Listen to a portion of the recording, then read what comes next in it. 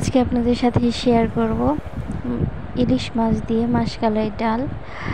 এত মজাদার একটি রেসিপি, এই গরমে তো অবশ্যই ভালো লাগবে। তো আসসালামু আলাইকুম, welcome back to my channel. কেমন আছেন সবাই? আশা করি ভালো আছেন। আলহামদুলিল্লাহ, আমিও ভালো আছি। তো আজকে আপনাদের সাথে শেয়ার করছি মাসকালাই ডাল।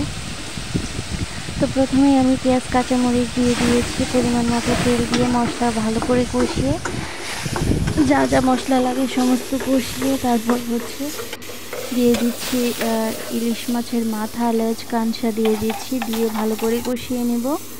তো ভালো করে কষিয়ে আমি পরিমাণ মতো পানি দিয়ে দিব, যতটুকু আমার ডাল লাগবে তার চেয়ে একটু বেশি দিয়ে দিচ্ছি।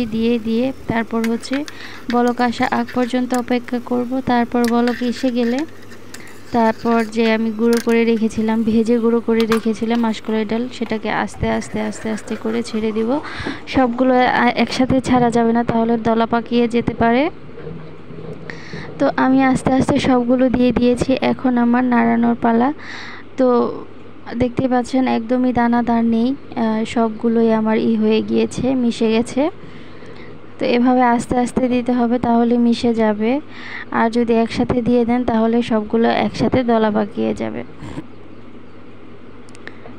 তো আমার ভিডিও আপনাদের ভালো লেগে থাকলে অবশ্যই লাইক, কমেন্ট, সাবস্ক্রাইব করবেন। যারা অলরেডি করে ফেলেছেন তাদের সবাইকে অসংখ্য অসংখ্য ধন্যবাদ। আর যারা এখনও করেননি প্লিজ আমার চ্যানেলটিকে সাবস্ক্রাইব করে দেবেন, পাশের বেল আইকনটি বাজিয়ে দেবেন। তো ধন্যবাদ সবাইকে এতক্ষণ আমার ভিডিওটি ধৈর্য ধরে দেখার জন্য। আর এই তো আমার ডালটা প্রায় হয়ে যাচ্ছে, আর একটু আমি জাল করে নিব।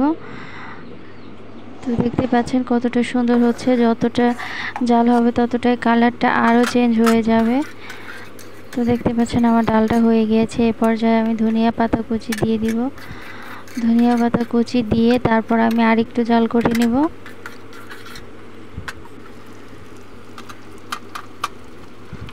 তো বেশি করে ধনিয়া পাতা কুচি দিতে হবে, যাতে ফ্লেভারটা আরও বেশি ভালো আসে।